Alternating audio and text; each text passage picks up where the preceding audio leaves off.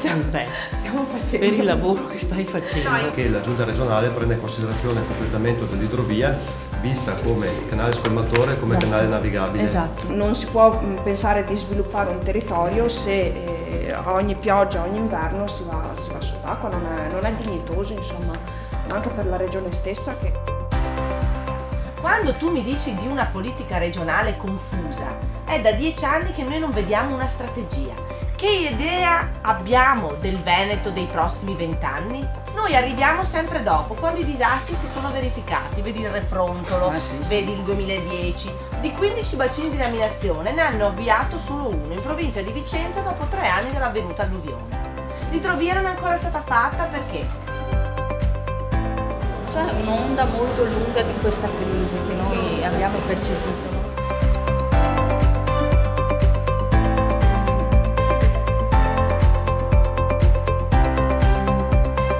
Buongiorno! Che è una regione che dà tantissimo in termini di gettito fiscale, in termini di intraprese, in termini di export, ma che purtroppo ha ancora poco sostegno da parte delle istituzioni, soprattutto da parte delle istituzioni locali. Zaia non può dire che lui non c'entra.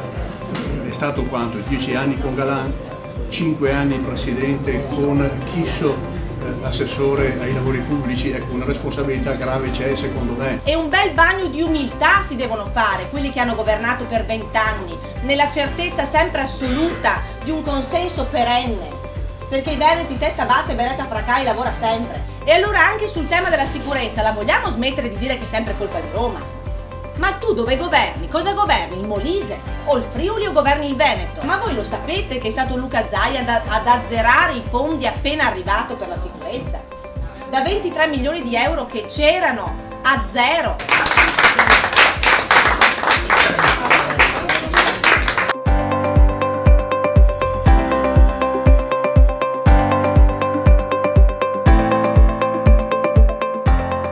Non è più scuola questa, è essere veramente allo sbaraglio anche noi come insegnanti, che non riusciamo a renderci più conto di che cosa dobbiamo insegnare. È molto facile insegnare nelle scuole di città.